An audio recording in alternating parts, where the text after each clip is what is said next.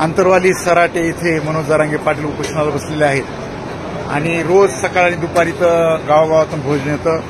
आज गुळज या गावातून स्वतः टेम्पो करून आणि काही लोक मंडळी बीडची भाकरी पोळ्या घेऊन इथं आलेले आहेत. जे कोणी जरांगे पाटलाच्या भेटीला येतात त्यांच्या ही सोय त्यांनी व्हावी. जरांगे पाटील जरी उपाशी असतील तर आपला समाज उपाशी मरू नये ही जरांगे पाटलाची भावना आहे. त्याचा मान ठेवून आज ही गुळजची मंडळी बीडची मंडळी इथं आलेली आहे. अशा प्रकारे आमच्या महिला भगिनी सुद्धा हे घेऊन इथं आलेल्या आहेत. त्या समाजाचं हे देणं लागतात याची भावना त्यांना आहे. जरांगे पाटील जिथं थांबतात तिथं हेच ते घर आहे. ताई नमस्कार. हे घर आहे, या घरातच जरांगे पाटील थांबतात.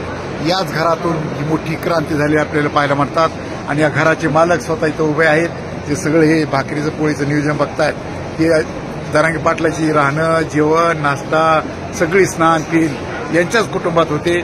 या कुटुंबाचे आभार मानायला आपल्याकडे शब्द नाही आहेत. एवढं मोठं काम हे कुटुंब करतंय त्याबद्दल त्यांच्या आपण समाजाच्या वतीनं आभार मानूया. धन्यवाद.